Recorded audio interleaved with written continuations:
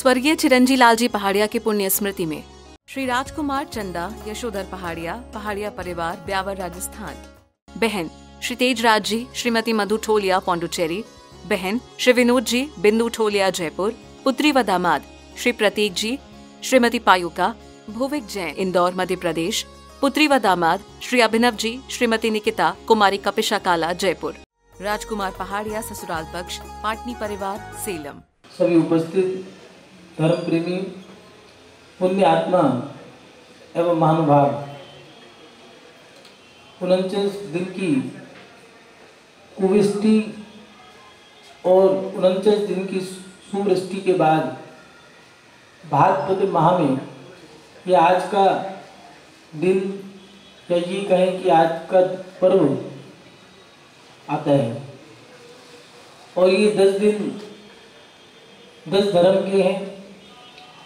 मुनि, यति, अणगार, दिगंबर साधु, ये सब उत्तम क्षमादि 10 धर्मों को अंगीकार करते हैं। मोक्ष प्राप्ति के लिए ये 10 धर्मों को स्वीकार करना होता है, या जिनको मोक्ष जाना है या जो मोक्ष जाते हैं वो सब धर्म अंगीकार करके या इन 10 धर्मों के माध्यम से मोक्ष जाते हैं। महानुभाव उत्तम क्षमादि 10 धर्मों को 10 लक्षण पर्व के माध्यम से लोग पूजा करके इन धर्मों को मनाते हैं। साधारण लोग मात्र इनकी पूजा करके इनको मनाते हैं, लेकिन दिगंबर साधु इनको धारण करके उनके माध्यम से शाश्वत अवस्था को प्राप्त करते हैं। मन में सवाल खड़े होते हैं कि उत्तम क्षमादि धर्म ये हैं क्या? ऐसा क्या है कि वर्ष में 3 बार आते हैं? क्यों आते हैं? क्या है इनका महत्व? और ये भाद्रपद का क्यों मनाया जाता है और क्यों नहीं मनाया जाता? ऐसा नहीं है, तीनों ही पर्व शाश्वत हैं। 3 बार जब आते हैं तीनों ही शाश्वत पर्व हैं। 3 16 कारण, 3 10 लक्षण, 3 क्षमावाणी, 3 अष्टानिका, ऐसे ये पर्व क्रम अनुसार आते हैं। और कहीं कहीं पर जैसे जैसे उनकी अनुकूलता है, हर जगह अपने हिसाब से वैसा वो पर्व मना लेते हैं। कहीं पर भाद्रपद का मनाते हैं तो कहीं पर कार्तिक की या फागुन की अष्टानिका बड़े जोर शोर से मनाते हैं। लेकिन 10 लक्षण के और अष्टानिका के पर्व ये जब भी आते हैं शाश्वत पर्व हैं और सभी समय पर एक से ही पर्व हैं। ऐसा नहीं है भाद्रपद का विशेष हो, लेकिन 49 दिन की सुवृष्टि और कुवृष्टि के बाद पहले कुवृष्टि होती है और फिर सुवृष्टि होती है। उनके बाद 72 जोड़े निकल कर के आते हैं और ये धर्म की शुरुआत करते हैं। महानुभाव उत्तम क्षमा धर्म है क्या? इसके बारे में क्या जाने? ये एक बहुत बड़ा धर्म है। क्षमा धर्म जिसके जीवन में आता है उसका जीवन का कल्याण नियम से होना है। लेकिन क्षमा धर्म है क्या? इससे पहले हम क्रोध को भी जानें, क्योंकि क्षमा से विपरीत या उसका विभाग जो है वो क्रोध है। इसलिए दौलत राम जी ने भी लिखा है छैडाला में, बिन जाने ते दोष गुणन को कैसे तजिए गहिए। बिना जाने ना तो हम दोषों को त्याग कर सकते हैं, ना ही बिना जाने हम गुणों को ग्रहण कर सकते हैं। इसलिए क्षमा धर्म है क्या? तो आचार्य भगवंत ने क्षमा धर्म के बारे में बताया है कि ये केनापि दुष्टेन पीड़ितेनापि कुत्रचित क्षमत्याज्या ना भवेन स्वर्ग मोक्षाभिलाषिना। जो व्यक्ति स्वर्ग मोक्ष के विलासी भव्य को जिस किसी दुष्ट के द्वारा कहीं पर भी पीड़ित किए जाने पर भी क्षमा का त्याग नहीं करना चाहिए। अगर कोई व्यक्ति स्वर्ग जाना चाहता है या मोक्ष जाना चाहता है तो उसको अपने जीवन में क्षमा धर्म को नहीं छोड़ना है। चाहे कोई कितना भी उसको दुष्ट व्यक्ति कितना भी परेशान करे, चाहे कमट ने पार्श्वनाथ भगवान पे उपसर्ग किया हो, चाहे मांगतुम स्वामी पे उपसर्ग हुआ हो, चाहे गजकुमार मुनि पे उपसर्ग हुआ हो, चाहे 5 पांडवों पे उपसर्ग हुआ हो, ऐसा नहीं, चाहे सतियों पे उपसर्ग हुआ हो, किसी ने भी अपनी क्षमता या क्षमा को नहीं छोड़ा। दुष्ट अपना कार्य करता रहा, लेकिन दुष्ट की दुष्टता को सहन करने के बाद आपके जीवन में एक उपलब्धि भी प्राप्त होगी। कमट कपट का कर गया कमट का कपट काम तो कर गया, लेकिन उसका फल क्या मिला? पारसनाथ भगवान ने सहन कर लिया तो उनको केवल ज्ञान की प्राप्ति होगी। कमट वहीं का वहीं रह गया। महानुभाव, क्षमा धर्म एक उत्तम धर्म है। जिसके जीवन में क्षमा आती है वह व्यक्ति अपना नियम से कल्याण करेगा। लेकिन क्षमा का विभाग क्या है, विपरीत परिस्थिति क्या है? तो क्षमा की विपरीत परिस्थिति है क्रोध। जिसके जीवन में क्रोध है वे क्षमा धारण नहीं कर सकते हैं। क्रोध को भी जाने पहले, क्षमा को जानने से पहले क्रोध को जाने, क्योंकि क्रोध को जाने बिना हम क्षमा को धारण नहीं कर सकते। क्रोध है क्या? क्रोध एक ऐसी कषाय है जिसके आने के बाद शरीर और उसके साथ साथ विचार दोनों बदल जाते हैं। जब भी आप देखोगे क्रोध आता है तो चेहरा तमतमा जाता है, आंखें लाल पड़ जाती है, चेहरा लाल हो जाता है, होंठ बड़बड़ाने लगते हैं, जबान लड़खड़ाने लगती है, हाथ हिलने लगते हैं, पैर लड़खड़ाने लग जाते हैं, व्यक्ति आपे से बाहर हो जाता है। जो बोलना होता है वो नहीं बोल पाता और जो कहना होता है, जो कह भी रहा है उसमें भी शब्द लड़खड़ा जाते हैं। दो प्रकार का रक्त होता है शरीर में, एक श्वेत रक्त और एक होता है रुधिर, लाल रक्त। श्वेत और लाल रक्त में दोनों में अंतर है। लाल रक्त हमारे शरीर को चलाने का काम करता है और श्वेत रक्त जो होता है वो हमें ऊर्जा देता है। क्रोध आने के बाद हमारी श्वेत रक्त वर्गनाएं लाल रक्त वर्गनाओं में बदल जाती है। अगर लाल रक्त ज़्यादा हो जाए शरीर के अंदर तो उसमें शरीर में नुकसान हो जाता है। बीपी की, जिसको बीपी का है, बीपी डाउन, लो या हाई, हाई होने पर व्यक्ति को रोना आता है और लो होने पर उसका उत्साह गिर जाता है। या फिर ये कहें कि आप कहते हैं ना प्लेटें गिर गई, प्लेट लिस्ट में गुस्सा करते के साथ ही 1500 या 15,000 श्वेत रक्त वर्गनाएं लाल रक्त वर्गनाओं में बदल जाती है। क्रोध इतना बुरा है कि नीतिकारों ने क्रोध को चंडाल की उपमा दी है। इस क्रोध से बचने का उपाय क्या है? लोगों के मन में आता है कि हम गुस्से से बचें, गुस्सा कोई नहीं करना चाहता। जब भी कोई व्यक्ति क्रोध करता है तो क्रोध करने के बाद उसके अंतरंग में एक ऐसा लगता है जैसे कि कोई मेरे अंदर से कोई भूत निकल गया हो, या फिर ऐसा लगता है कि कोई बहुत ज़्यादा मैंने मेहनत कर ली हो, सारी शक्ति चली गई। इसलिए क्रोध करने के बाद पानी की प्यास लगती है, जी करता है कुछ खा ले, कमजोरी सी महसूस होती है। क्रोध करने के बाद चक्कर से आ जाते हैं। क्रोध गुस्सा करने के बाद व्यक्ति अधमरा सा हो जाता है। जब भी गुस्सा आता है जी करता है कि सामने वाले को मारे, जब उसका जितना बिगाड़ करना है कर दें। इसलिए दिया नीतिकारों ने यहाँ तक लिख दिया कि क्रोध नीच को आता है और नीचे को जाता है। पति ने पत्नी को गुस्सा कर दिया, पत्नी ने बड़े बेटे को डांट दिया, बड़े बेटे ने छोटे बेटे को डांट दिया, या फिर भाई बहन है तो माँ ने बेटे को डांटा तो बेटे ने बहन की चोटी पकड़ करके खूब मार दिया। ये क्रोध के परिणाम है। क्रोध नीच को आता है, नीचे की ओर जाता है, उसकी गति भी अधोगति है। क्रोध करने वाले व्यक्ति को नरक गति या त्रियंज गति में जाना पड़ता है। महानुभाव, क्रोध से बचने का उपाय क्या है? हम इस क्रोध से बचें कैसे? तो आचार्य भगवंतों ने 4 चीज दी है। अगर गुस्सा आता है, क्रोध से बचने के लिए पहला कदम दिया है कि अपने जीवन में जैसे ही गुस्सा आए तो सामने वाले को बदलने का प्रयास करो। माने उसके विचारों को नहीं, आपको गुस्सा आया है तो द्रव्य बदलने का प्रयास करो। सामने वाले के ऊपर जितना भी गुस्सा है कोशिश करो कि इस व्यक्ति से बात ना करें, दूसरे से बात कर लें। आपको गुस्सा अगर पत्नी पे आ रहा है तो आप बहन से बात कर लो, माँ से बात कर लो, जरूरी नहीं है उसी से बात करना है। कभी कभार ऐसा होता है गुस्सा आता है तो कोई सामने बड़े बुजुर्ग होता है तो वो सामने वाले व्यक्ति को भगा देते हैं, चलो जाओ यहाँ से। 2 जानवर लड़ रहे हो तो एक को दूर कर दिया, दूसरा भी शांत हो जाता है। ऐसे ही गुस्से के समय में कभी भी अगर गुस्सा आ रहा है तो सामने वाले व्यक्ति को बदल दो। मतलब बदलने का मतलब है आप चर्चा उससे मत करो जो उससे गुस्सा आ रहा है, तो क्यों उससे चर्चा कर रहे हो। कई बार ऐसा होता है जिसे गुस्सा आता है लोग उससे ज़्यादा चर्चा करते हैं, चिढ़ाते हैं और वो खिसिया जाता है तो फिर उसे क्रोध आ जाता है। इसलिए क्रोध के लिए दिया है कि पहले जैसे ही क्रोध आए तो आप अपने जीवन में द्रव्य बदलने की कोशिश करो। व्यक्ति बदल लो। इससे नहीं तो दूसरे से बात करो, तीसरे से बात कर लो, किसी और से बात कर लो, क्या जरूरत है उसी से बात करने की। जितना उससे बात करोगे उतना उतना उससे गुस्सा बढ़ेगा। इसलिए द्रव्य बदलने का प्रयास करो। दूसरा दिया है क्षेत्र परिवर्तन, माने स्थान।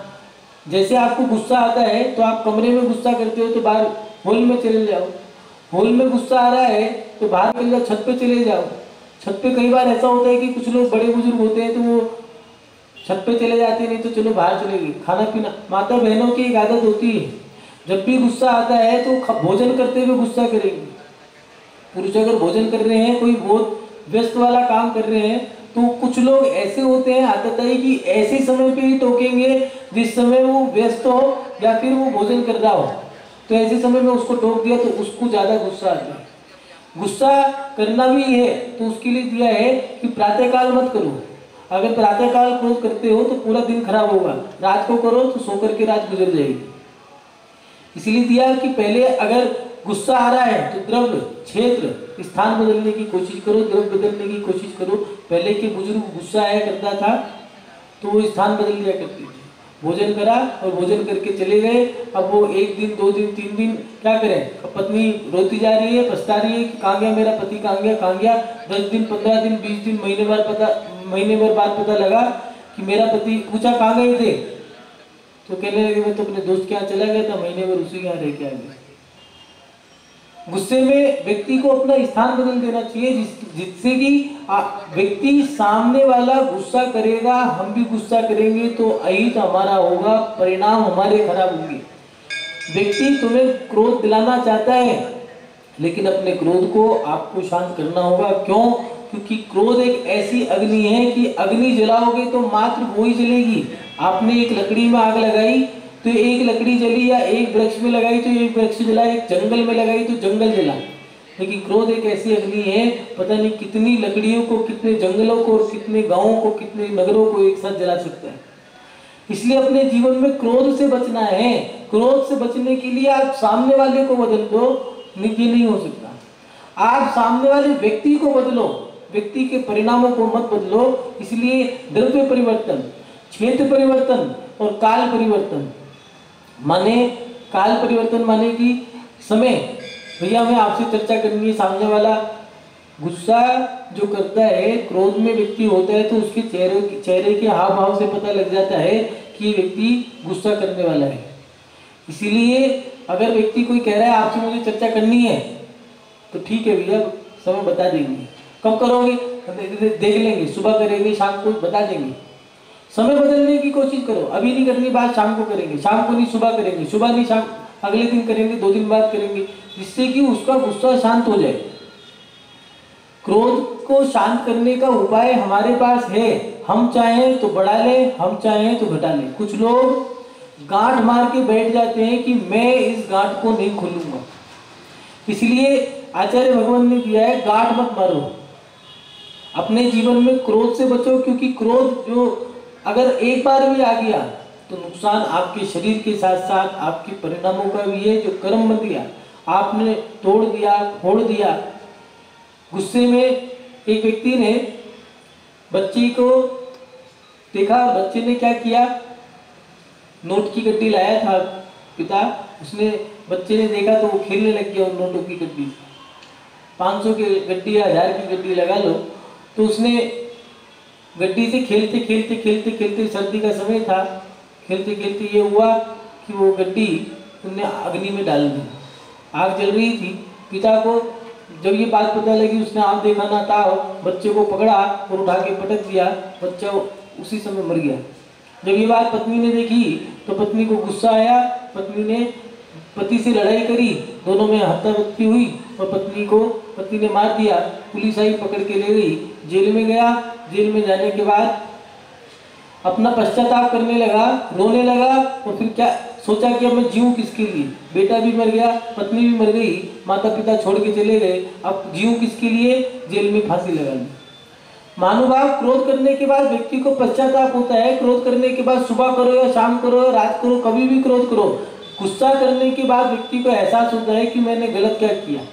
उसको लगता है कि मैंने गलत किया है और वो पश्चाताप करता है, प्रायश्चित लेने का मन करता है। लेकिन जो आपने गलती कर दी है उसका भुगतान कैसे करोगे। किसी व्यक्ति को अगर आपने क्रोध में आकर के मार दिया या कुछ किसी को गलत शब्द कह दिए हैं तो उन शब्दों को आप वापस नहीं ले सकते। किसी व्यक्ति को अगर मार दिया है तो उसके प्राण आप वापस नहीं दे सकते। इसलिए अपने जीवन में क्रोध को समाप्त करने का प्रयास करो।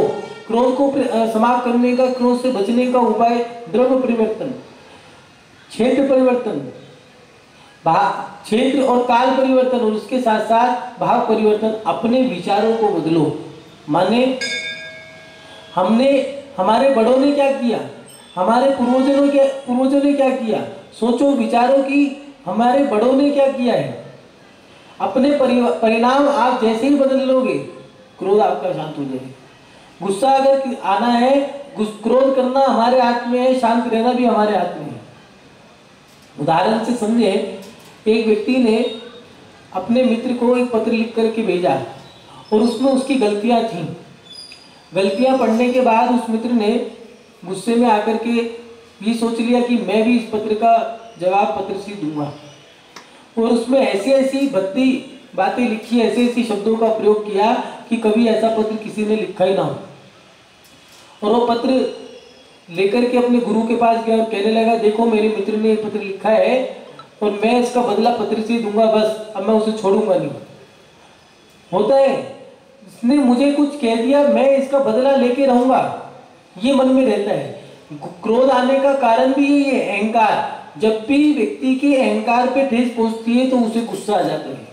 मान, पूजा, ख्याति, लाभ, प्रतिष्ठा, सम्मान, मान सम्मान, इनके कारण व्यक्ति को क्रोध आता है। जब उसको ये सब चीज नहीं मिलती, बस कभी कभार ऐसा होता है, मैं अगर यहाँ खड़ा होता हूं और दूसरा व्यक्ति खड़ा हो गया तो मन में आता है कि कैसे भी करके इसे हटाऊं। जिस कुर्सी पे, जिस मुद्दे पे मुझे बैठना है, जिस स्थान पे मुझे बैठना है, अगर उस स्थान पे कोई और बैठ गया तो बस अब तो ये रहेगा या मैं रहूंगा। छोड़ेंगे नहीं, मारेंगे, कुछ भी हो जाए। इसको कोई ना कोई कमेंट ऐसी कर देनी है, जैसे ऐसे शब्द बोल देने हैं कि बस ये अंदर ही अंदर कुड़ता रहे। कई बार ऐसा होता है, व्यक्ति मुस्कुरा के कड़वी बात कह देता है। अब इसका क्या करें, जिसको कहा है मीठी छुरी पीठ में घोंपना। पीठ में ऐसे मीठी छुरी घोंपी है, शब्द लाल लपेट करके, मीठे मीठे शब्द ऐसे लाल लपेट करके मारे हैं कि व्यक्ति कुछ कह ही नहीं सकता। अब करे क्या, अब वो इंतजार कर रहा है कभी मुझे मौका मिले तो मैं उसे छोड़ूंगी।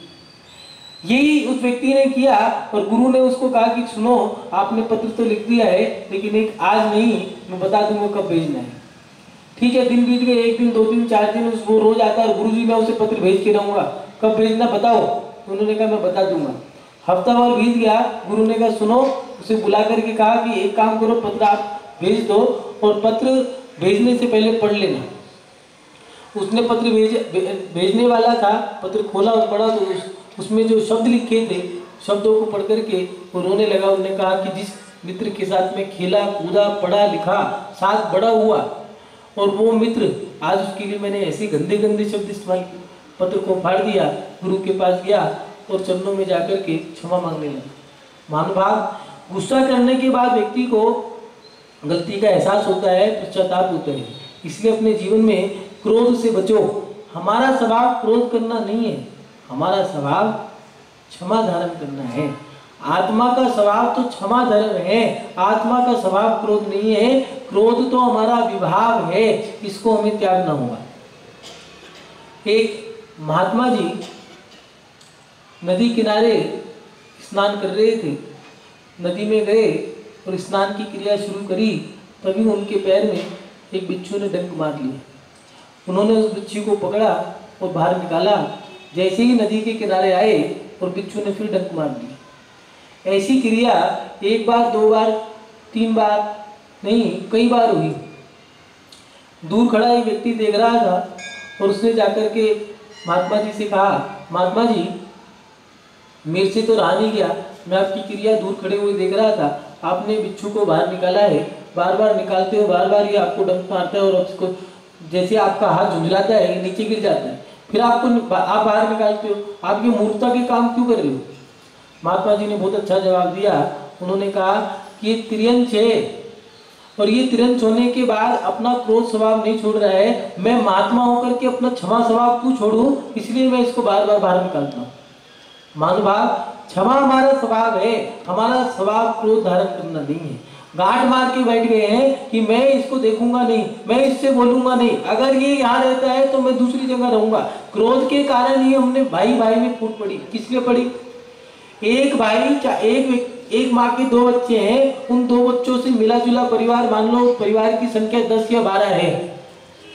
2 भाई, उनकी दोनों की पत्नी, दोनों के बच्चे और माता पिता, ऐसे लगा लो 12 या 13, 14, 15 लोगों की संख्या है और 15 लोग एक घर के अंदर रह सकते हैं। लेकिन जरा सी कोई बात पड़ गई, जरा सी बात कोई बुरी लग गई, अब मन में आ रहा है कि बस मैं एक साथ नहीं रह सकता, अब हमें न्यारा होना है, हमें अलग होना है, मकान अलग करो, फ्लैट ले लेंगे, कहीं भी रह लेंगे, छोटी सी झुग्गियां बना लेंगे, लेकिन हम एक साथ नहीं रहेंगे। क्यों? क्योंकि हमारा क्रोध हमारा बिगाड़ का कारण बन गया।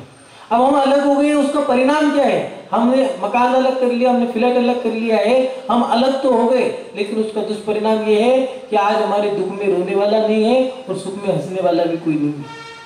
अगर आज हमें कोई संकट आ जाए या फिर कोई बीमारी आ जाए तो हमें बुलाना पड़ता है। पहले हम साथ रहा करते थे तो एक साथ हंस बोल लिया करते थे। कभी रोने का मन करता था तो छोटी वाली बहू के पास चले गए, हंसने का मन करता था किसी हंसने वाले व्यक्ति के पास चले गए।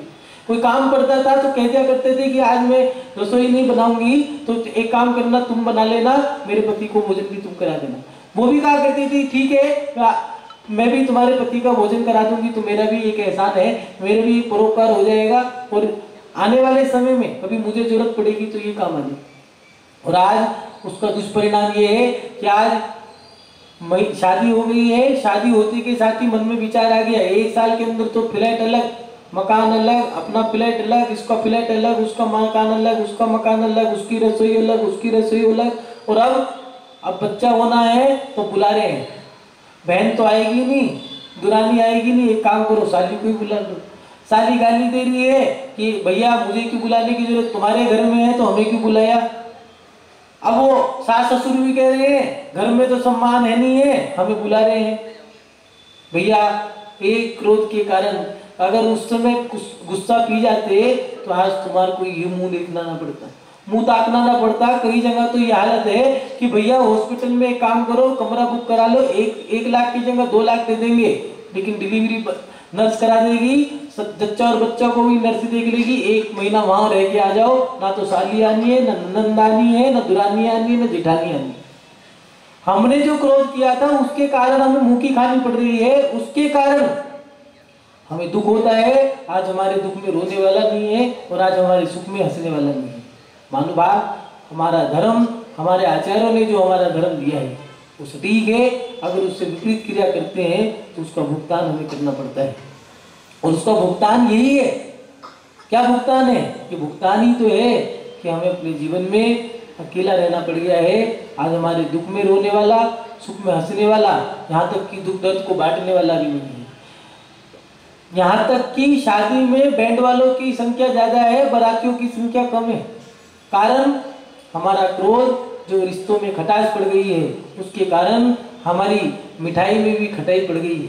हम जब चलते हैं मेलों में भीड़ नहीं है, कारण समाज में एकता नहीं है। एकता ना होने के कारण जरा सी उसने कोई बात कह दी, ठीक है भैया मैं अपना मंदिर अलग बनाऊंगा, मेरा मंदिर अलग, तेरा मंदिर अलग, तेरा ये मेरा ये, तेरा शांतिनाथ का मेरा आदिनाथ का, तेरा महावीर का मेरा पारसनाथ का, सबने मंदिर अलग बना लिए। अब मेला करे, पर्व के दिनों में मंदिरों में भीड़ नहीं है, कारण उसकी 1.5 इंची की नाक बीच में आ जाती है। वो कहते हैं मैं क्यों झुकूं, वो कहते हैं मैं क्यों झुकूं, मेरा मंदिर मेरा, तेरा मंदिर तेरा, तू अपने में जा मैं अपने में जाऊंगा। भगवान नगर भ्रमण के लिए निकले हैं तो नगर में भगवान भ्रमण कर रहे हैं, बैंड वालों की संख्या है, रथ वालों की संख्या है, झांकियों की संख्या है, लोग कहाँ गए पता ही नहीं चलता। महानुभाव, हमारा क्रोध हमें एक साथ खड़े नहीं होने देता, एक साथ भोजन नहीं करने देता है, एक साथ थाली में बैठ करके खाना नहीं खाने देता है। पहले माता पिता, भाई बहन, बेटा बेटी, पोता पोती सब एक साथ बैठ करके गोल धारा बनाया करते थे, बीच में सामग्री रख लिया करते थे, जो जरूरत पड़ती थी एक साथ भोजन करते थे।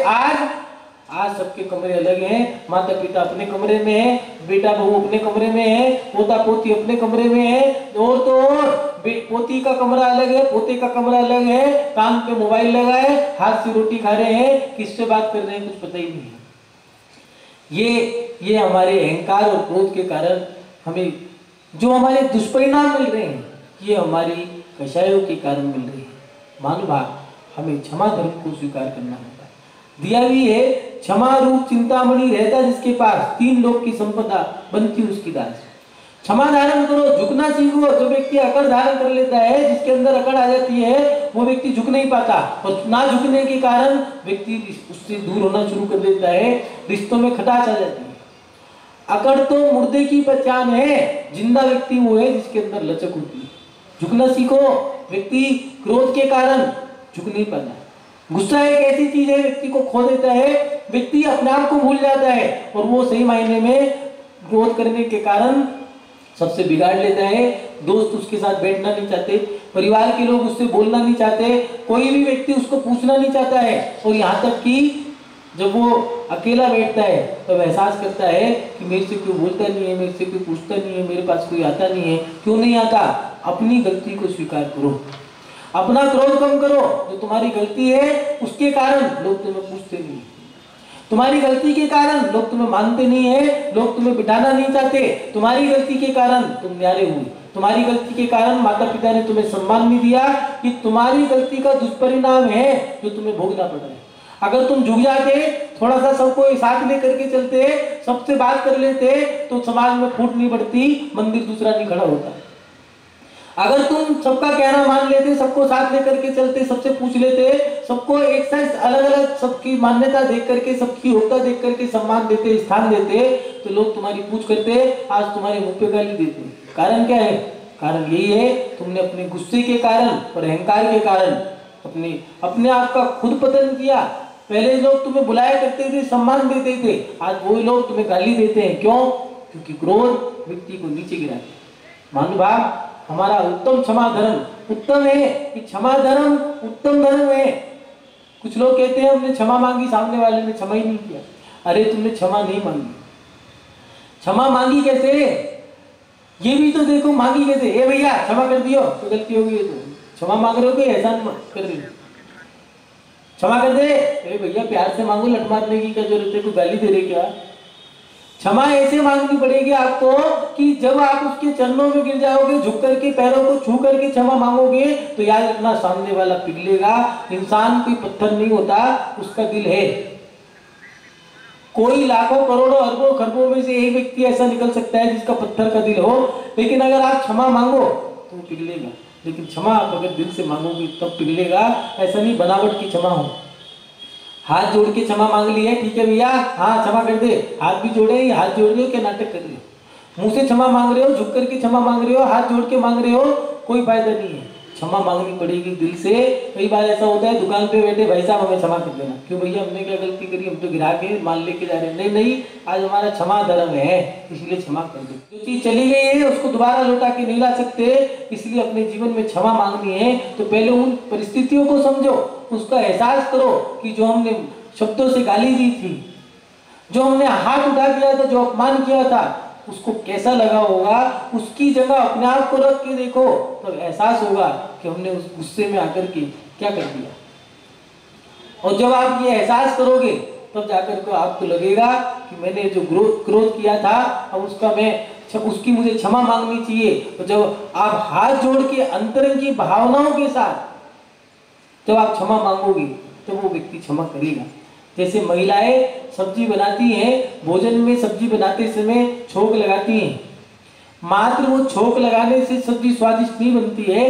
जब भोजन परोसते हैं तो उसमें ममता और प्रेम वात्सल्य का तड़का भी लगाना पड़ता है, तब जाकर के भोजन अच्छा लगता है। नहीं तो कोई महिला कितना भी स्वादिष्ट भोजन बना दे और जमाई के सामने परोस रही और कह दे लो ठूस लो, तो जमाई उठ के चले जाना, वो तुम्हारे भोजन नहीं करेगी। ऐसे ही क्षमा मांग रहे हो तो क्षमा मांगते समय में भी आपके जीवन में भावनाओं को तड़का लगाना पड़ेगा। श्री राजकुमार चंदा, यशोधर पहाड़िया, पहाड़िया परिवार, ब्यावर, राजस्थान। बहन श्री तेजराज जी, श्रीमती मधु ठोलिया, पौंडुचेरी। बहन श्री विनोद जी, बिंदु ठोलिया, जयपुर। पुत्री व दामाद श्री प्रतीक जी, श्रीमती पायुका, भुविक जैन, इंदौर, मध्य प्रदेश।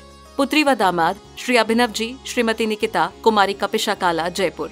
राजकुमार पहाड़िया, ससुराल पक्ष, पाटनी परिवार, सेलम।